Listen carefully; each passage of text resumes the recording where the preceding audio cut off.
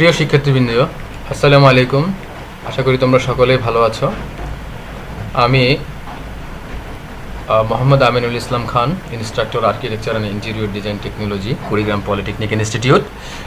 আজকে আমি তোমাদের সাথে যে বিষয়টি নিয়ে আলোচনা করব সেটি হচ্ছে থিওরি অফ স্ট্রাকচার। এই সাবজেক্টটি হচ্ছে তোমাদের ষষ্ঠ পর্বের এবং সাবজেক্টের কোড হচ্ছে 66454।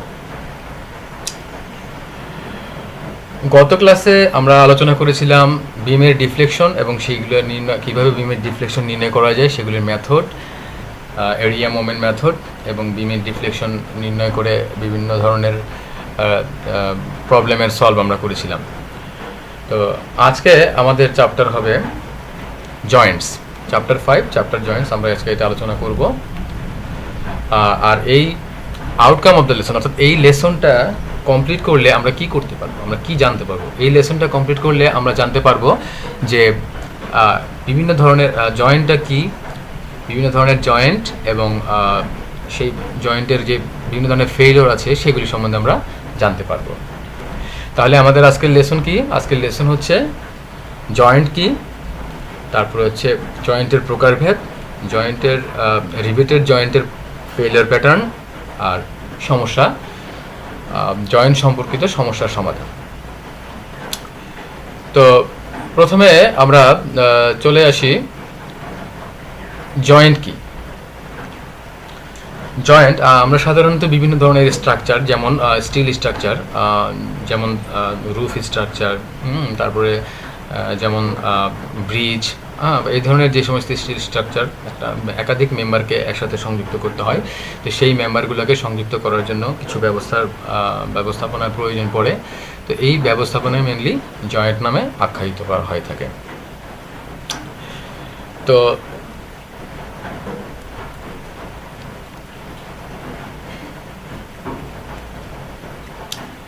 এই জয়েন্ট যেটা আমরা করে থাকি সেই জয়েন্টগুলো আবার রিবেটেড জয়েন্ট হয়ে থাকে অনেক সময়। যে রিবেটেড জয়েন্টগুলো কি?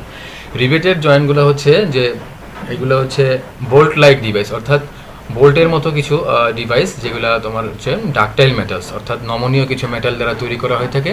আর এগুলো কতগুলো সমান্তরাল হোলস বা সমান্তরাল ছিদ্রপথে পাঞ্চ করে এর ভিতরে প্রবেশ করিয়ে দেওয়া হয়, এবং অপর পাশ থেকে বিপরীতমুখী প্রেশারের কারণে বা চাপের কারণে দেখা যায় যে অপর প্রান্তটা কি হয়ে যায়, প্রেশার দিয়ে দুইটা মেম্বারকে একসাথে আটকে ফেলে বা দুইটা মেম্বারকে একসাথে চেপে ধরে। চিত্রে তোমরা কিছু রিবেটের ফিগার দেখতে পাচ্ছ, এবং এখানে একটা ট্রাস বা একটা বিদ্যুতের খুঁটি আছে যেটা বিভিন্ন জয়েন্টগুলা রিবেটের জয়েন্ট করে দেওয়া হয়েছে। তো এখন আমরা আসি, আমরা যদি অন্য কোথায় রিবেটকে সংজ্ঞায়িত করতে চাই, তাহলে রিবেটটা হচ্ছে এক ধরনের রাউন্ড বার, একটা গোলাকার বার যার দুইটা অংশ থাকে, একটা হচ্ছে হেড এবং একটা শ্যাঙ্ক। অর্থাৎ উপরের যে অংশটা এটাকে বলা হয় উপরের যে অংশ, এই অংশটাকে বলা হয় হেড, এবং এর নিচের যে অংশটা এটা হচ্ছে শ্যাঙ্ক। এবার আসি যে রিবেট কি কি ম্যাটেরিয়াল দিয়ে আমরা রিবেট তৈরি করে থাকি। আমরা রিবেট তৈরি করার জন্য যে সমস্ত ম্যাটেরিয়াল ইউজ করি সেগুলো হচ্ছে tough and ductile low carbon still, অর্থাৎ লো কার্বন স্টিল আমরা ব্যবহার করে থাকি, আর নিকেল স্টিল, ব্রাস এবং হচ্ছে অ্যালুমিনিয়াম। তো এই ম্যাটেরিয়ালসগুলো ইউজ করে আমরা রিবেট তৈরি করে থাকি। এখন আমরা আসব জয়েন্ট, অর্থাৎ জয়েন্টের ক্লাসিফিকেশনে আসব। আমরা জানি যে মেইনলি এই জয়েন্টটা দুইটা ভাগে ভাগ করা হয়ে থাকে, একটা হচ্ছে রিবেটেড জয়েন্ট আর একটা হচ্ছে ওয়েল্ডেড জয়েন্ট। তো রিবেটেড জয়েন্টটা আবার দুইটা পার্টে অংশ ভাগ করা হয়েছে, ল্যাব জয়েন্ট, বার জয়েন্ট। তো এই আরও কিছু সাব ডিভিশন রয়েছে, যেমন হচ্ছে chain riveted joint, zigzag riveted joint, diamond joint. তাহলে আমরা কি পেলাম? আমরা পেলাম যে জয়েন্ট মেইনলি দুই প্রকার, একটা হচ্ছে রিবেটেড জয়েন্ট আর একটা হচ্ছে ওয়েল্ডেড জয়েন্ট। রিবেটেড জয়েন্টটা আবার হচ্ছে lap joint, butt joint, chain riveted joint, zigzag riveted joint, diamond riveted joint. আচ্ছা,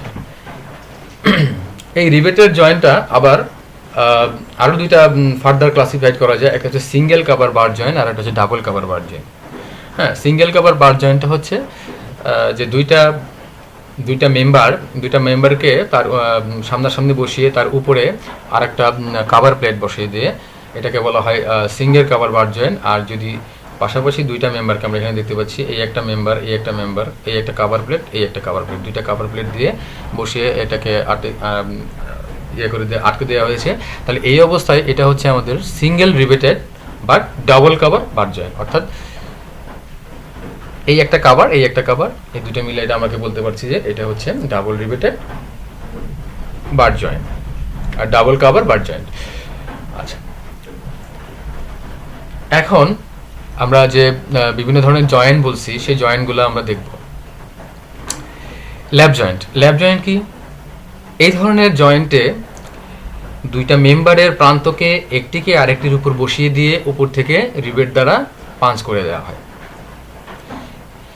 তো এই ধরনের যে আমরা জয়েন্ট আছে সেটাকে আমরা বলবো ল্যাপ জয়েন্ট। এবার আসি বার জয়েন্টে।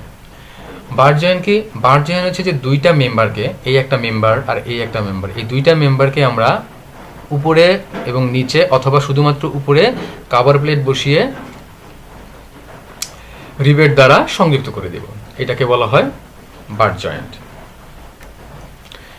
এখন আসি সিঙ্গেল রিবেটেড বার জয়েন্ট। সিঙ্গেল রিবেটেড বার জয়েন্ট বলতে বোঝাচ্ছি যে আমরা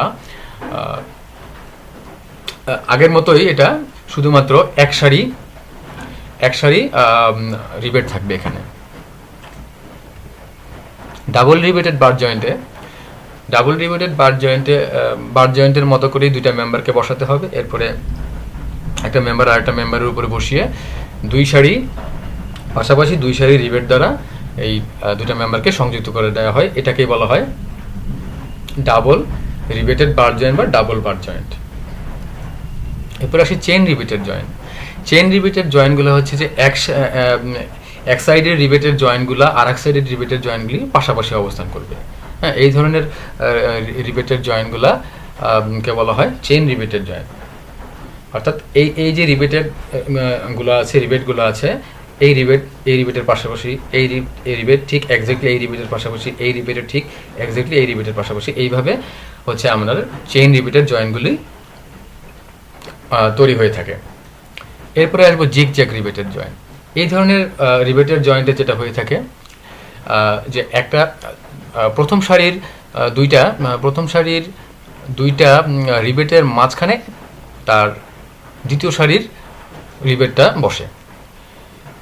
যেমন এই দুইটা রিবেটের মাঝখানে এই রিবেটটা বসে গেছে।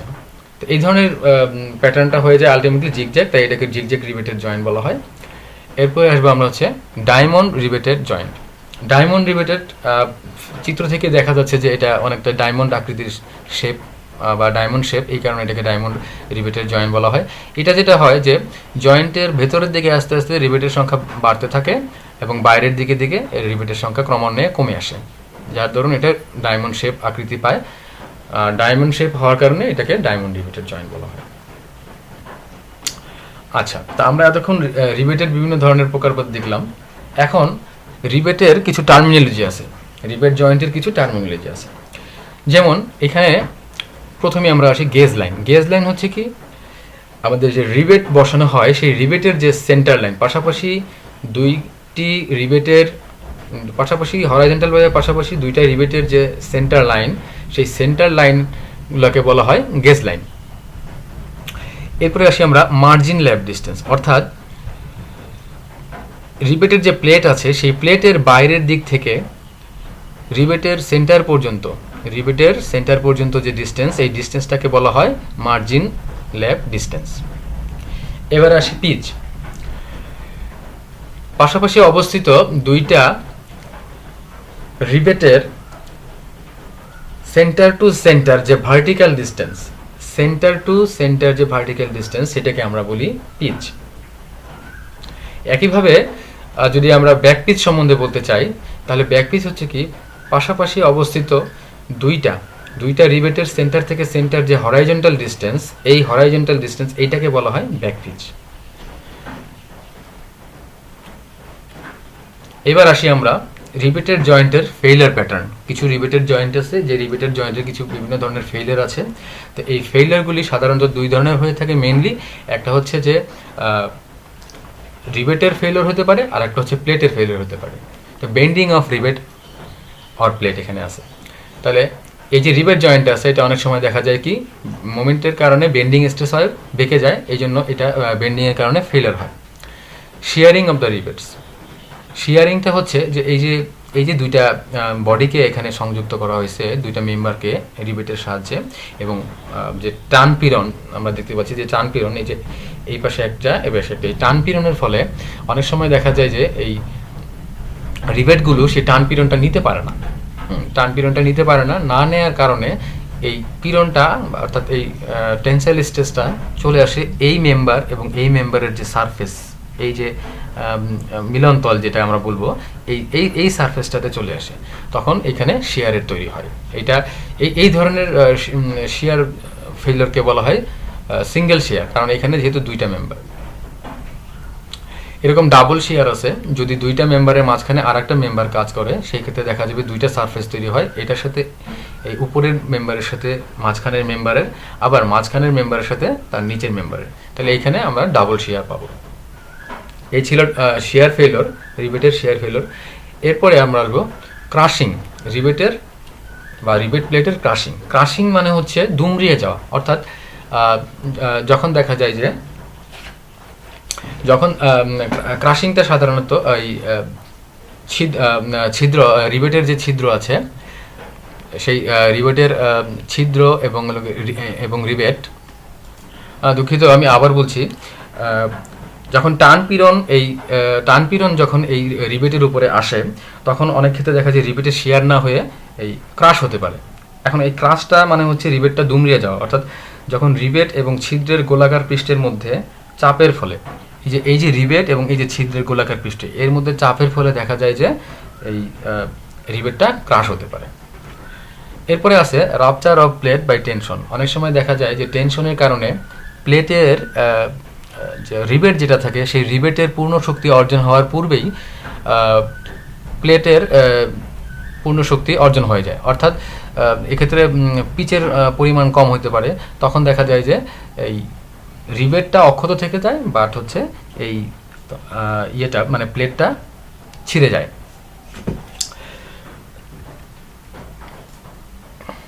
এবার আসি tearing and শিয়ারিং of the margin. Margin মানে হচ্ছে প্রান্তদেশ, অর্থাৎ এই যে রিবেট জয়েন্টটা আছে এই রিবেট জয়েন্টের অনেক সময় দেখা যায় যে প্রান্ত বরাবর কি হয় এই রিবেট প্লেটটা ছিঁড়ে যেতে পারে। আর একটা হচ্ছে শিয়ারিংটা হচ্ছে কি যখন রিবেটের ছিদ্র এবং এই রিবেটটা ছড়ে আসে প্রান্তের দিকে, তখন এটাকে বলা হয় শিয়ারিং অফ দ্য মার্জিন। তা আমরা এতক্ষণ বিভিন্ন ধরনের ফেইলিওর, রিবেটের ফেইলিওর নিয়ে আলোচনা করেছি। তো এখানে এন ভ্যালু একটা কথা আছে, এটা আমরা যখন প্রবলেম সলভ করতে যাব তখন আমাদের এটা লাগবে। যদি সিঙ্গেল রিবেটেড ল্যাব জয়েন্ট হয়, সিঙ্গেল রিবেটেড ল্যাব জয়েন্ট হলে আমাদের শিয়ারিংয়ের ভ্যালু হবে এন এর মান হবে 1, আবার বিয়ারিংয়ের ভ্যালুটা হবে 1। যদি ডাবল রিবেটেড ল্যাব জয়েন্ট হয় সেক্ষেত্রে শিয়ারিংয়ের ভ্যালু হবে 2, বিয়ারিং হবে 2। যদি সিঙ্গেল রিবেটেড বার জয়েন্ট হয় সেক্ষেত্রে শিয়ারিং হবে 2, বিয়ারিং হবে 1। ডাবল রিবেটেড বার জয়েন্ট হয় শিয়ারিং হবে 4 আর বিয়ারিং হবে 2। অর্থাৎ এইগুলো এই রিবেটেড জয়েন্টগুলো আমরা আগে আলোচনা করেছি, হ্যাঁ, সেটার প্রেক্ষিতে এই শিয়ারিং এবং এই বিয়ারিংয়ের এন ভ্যালুগুলো আসে। তো এখন আমরা একটা স্যাম্পল প্রবলেম সলভ করব। তো এই প্রবলেমটার দিকে যদি আমরা লক্ষ্য করি, এখানে দেয়া আছে যে একটা সিঙ্গেল রিবেটেড ল্যাব জয়েন্ট, অর্থাৎ হচ্ছে যে দুইটা মেম্বারকে এক সারি রিবেট দ্বারা জয়েন করা হয়েছে এবং এই প্লেটের থিকনেস হচ্ছে 10 মিলিমিটার। যে প্লেটটা দ্বারা এটাকে আটকানো হয় সেই প্লেটটার থিকনেস হচ্ছে 10 মিলিমিটার। রিবেটের পিচ আমরা আগেও বলেছি, রিবেটের পিচ হচ্ছে দুইটা রিবেটের সেন্টার থেকে সেন্টার হরাইজন্টাল যে ডিস্টেন্স, ভার্টিক্যাল যে ডিস্টেন্সটা সেটা হচ্ছে রিবেটের পিচ, এটা হচ্ছে 6 সেন্টিমিটার। রিবেটের যে ডায়ামিটার অর্থাৎ উপরের অংশের, অর্থাৎ এর হেডের যে ডায়ামিটার, রিবেটের যে শ্যাঙ্কের যে ডায়ামিটার সেটা হলো 20 মিলিমিটার। এখন বলছে যে calculate the efficiency of the joint, অর্থাৎ এই রিবেট ব্যবস্থাপনার মাধ্যমে যে জয়েন্টটা তৈরি করা হলো সেই জয়েন্টের দক্ষতা নির্ণয় করতে বলছে, যার যখন অ্যালাউবেল অর্থাৎ অনুমোদনযোগ্য পীড়ন 900 কেজি পার সেন্টিমিটার স্কোয়ার, 1600 কেজি পার সেন্টিমিটার স্কোয়ার এবং 1200 কেজি পার সেন্টিমিটার স্কোয়ার, এগুলি রেসপেক্টিভলি শিয়ারে, বিয়ারে এবং টিয়ারিংয়ে। তো তো এটা সলভ করার জন্য আমাদের প্রথমে 3 ধরনের ভ্যালু বের করতে হবে, অর্থাৎ শেয়ারিং ভ্যালু, বিয়ারিং ভ্যালু এবং টিয়ারিং ভ্যালু। এখন এই 3টা ভ্যালুর মধ্যে যেই ভ্যালুটা সবচেয়ে কম হবে সেটা হবে আমাদের অনুমোদনযোগ্য ভ্যালু। তো দেখা যাক এই শেয়ারিং ভ্যালু PS সমান n into AS into FS। আমরা জানি পি রন FS সমান সমান এর উপরে আগত লোড ডিভাইডেড বাই এরিয়া। তো সেই সূত্র অনুসারে যদি আমরা ভ্যালু শেয়ারিং স্ট্রেংথটা বের করতে চাই, তাহলে PS সমান n into AS into FS। এখানে nটা হচ্ছে কি, nটা হচ্ছে n ভ্যালুটা ওই যে বিভিন্ন ধরনের জয়েন্টের জন্য বিভিন্ন ধরনের ভ্যালু থাকে, সেটা এখানে n এর মান আমরা যখন প্রবলেম সলভ করতে তখন এটা আমাদের বসাতে হবে। আচ্ছা, এখানে বলা হয়েছে যে single riveted lap joint. Single riveted lap joint, এই সিঙ্গেল রিবেটেড ল্যাব জয়েন্ট আমরা দেখে আসি যে সিঙ্গেল রিবেটেড ল্যাব জয়েন্টের জন্য শেয়ারিংয়ের ভ্যালু 1, বিয়ারিংয়ের ভ্যালু 1। তাহলে এখানে আমরা n এর জায়গায় ভ্যালু 1 বসিয়ে দেব। AS যেহেতু রিবেটটা একটা গোলাকার, এই কারণে এটার ক্ষেত্রফল হবে π/4 d² ইন্টু FS। তো এখন π/4 ইন্টু ডায়ামিটার, রিবেটের ডায়ামিটার ছিল 20 মিলিমিটার, তো আমরা 20 মিলিমিটার যেহেতু সেন্টিমিটারে নিচ্ছি তাহলে এটা হবে 2 সেন্টিমিটার। আর FS এর ভ্যালু দেওয়া আছে, যেহেতু এটা আমাদের শেয়ারিং ভ্যালু, তাহলে শেয়ারিং ভ্যালু আমাদের ছিল কত, 900। তাহলে এখানে 900 বসালাম। এখান থেকে আমরা পাচ্ছি কত, 2827 কেজি। একইভাবে বিয়ারিং ভ্যালুর জন্য আমরা পাবো PB equal to n into AB into FB। Bearing ভ্যালুটা কাজ করে মেনলি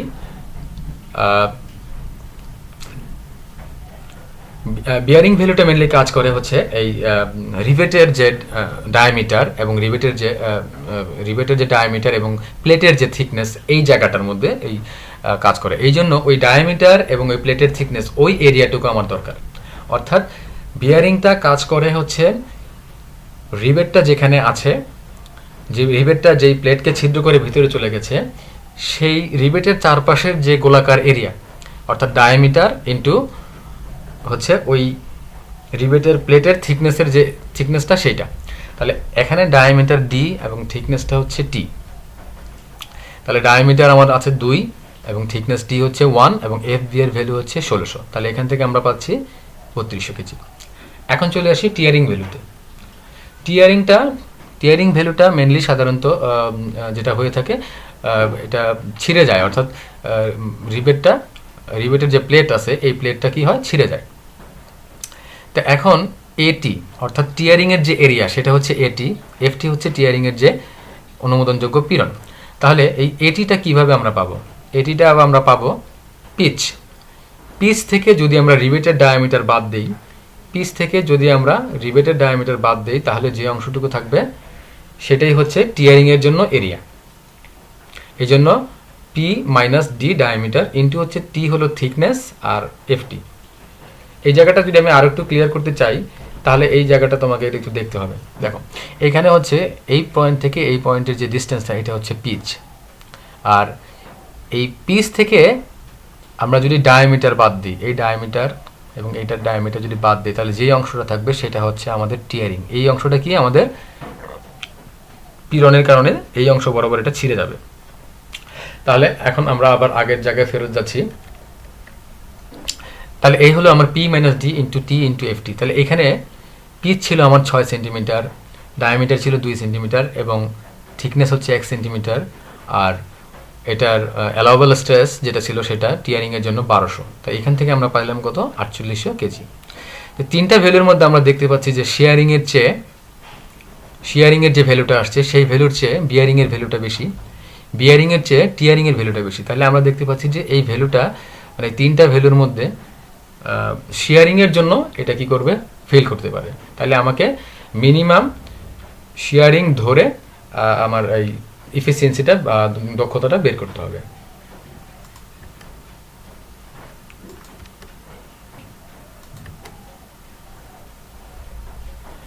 আচ্ছা, তাহলে আমরা জানি যে স্ট্রেংথ অফ প্লেট অর্থাৎ প্লেটের শক্তি হবে প্লেটের উপরে যে পীড়নটা উৎপন্ন আসবে সেই পীড়ন, টেনসাইল স্ট্রেস, তারপরে পিচ এবং হচ্ছে প্লেটের থিকনেস, পিচ প্লেটের থিকনেস। তাহলে এই অবস্থায় প্লেটের যে স্ট্রেংথ হবে সেটা হচ্ছে 1200 টেনসাইল স্ট্রেস হবে 1200, তারপরে হচ্ছে পিচ হলো 6, আর প্লেটের থিকনেস ছিল 10 মিলিমিটার, আমি এটাকে 1 সেন্টিমিটার করে নিয়েছি, তাহলে আসলো আমাদের কত 7200 কেজি। আর এফিসিয়েন্সি বের করার যে সূত্র, এটা দ্বারা প্রকাশ করা হয়, এটা হচ্ছে allowable load divided by strength of plate into 100। তাহলে অ্যালাউবেল লোড কি, আমাদের 3টা লোড আমরা বের করেছিলাম, এই 3টার মধ্যে সবচেয়ে কম যেটা সেটাকে আমরা অ্যালাউবেল লোড ধরবো, ধরে এখানে এটা বসিয়ে দেবো, আর স্ট্রেংথ অফ প্লেট যেটা আমরা উপরের সমীকরণ থেকে বের করেছি সেটা আমরা এখানে বসিয়ে দেবো। এটা ক্যালকুলেশন করলে আমরা দেখতে পাচ্ছি যে এই জয়েন্টের এফিসিয়েন্সি হচ্ছে 39.26%। এই হচ্ছে আমাদের এই প্রবলেমটার সলভ। এখন আশা করি তোমরা প্রবলেমটা বুঝতে পেরেছো। তোমাদের জন্য একটা প্রবলেম এখানে আমি দিয়ে দিয়েছি, এটা তোমরা প্র্যাকটিস করবে, বাসায় সলভ করবে। এটা হচ্ছে একটা single double riveted lap joint having plate thickness 20 millimetre, rivet pitch 10 centimetre, riveted diameter হচ্ছে 30 মিলিমিটার। হ্যাঁ, calculate the efficiency of the joint when the allowable stresses are 1000, 1500 এবং 1200 kg centimetre shear, bear and tearing এর respectively. তোমরা এই প্রবলেমটা করবা, almost similar, একই অঙ্ক। আশা করি তোমরা এটা কমপ্লিট করতে পারবা। তো তাহলে আমরা আজকে যা আলোচনা করলাম সেই প্রেক্ষিতে কিছু কোশ্চেন দাঁড়িয়ে যাচ্ছে। এই কোশ্চেনগুলো কি, জয়েন্ট কি, টাইপস অফ জয়েন্টগুলো কি আছে, mention types of joint failure, জয়েন্টের যে আমরা ফেলিওরগুলো বলেছি সেই ফেলিওরগুলো কি হবে, তারপরে পিচ কি এবং ব্যাক পিচ কি। তোমরা এগুলি বাসায় অনুশীলন করবে। রিভিউ, তাহলে আমরা আজকে কি আলোচনা করলাম? আজকে আমরা আলোচনা করেছি জয়েন্টের প্রকারভেদ, তারপর হচ্ছে ফেলিওর প্যাটার্ন, আর হচ্ছে প্রবলেমের সমাধান করেছি। পরবর্তী ক্লাসে আমরা যেটা আলোচনা করব সেটা হচ্ছে welded connection, classification of welded connection, advantage and disadvantage of welded connection, difference between joint and connection, এবং ওয়েল্ডেড কানেকশন সম্পর্কিত কিছু প্রবলেম সলভ করব। তো আজকে এই পর্যন্তই। আশা করি তোমরা অংশটুকু ভালোভাবে বুঝতে পেরেছো, ক্লাসটুকু ভালোভাবে বুঝতে পেরেছো, এবং এটা তোমরা বাসায় অধ্যয়ন করবে। যে কোনো সমস্যা হলে তোমরা আমাকে নক দিতে পারো। আর ঘরে থাকবে, সুস্থ থাকবে, সবাই ভালো থাকবে, নিয়মিত পড়াশোনা করবে। সবাইকে ধন্যবাদ।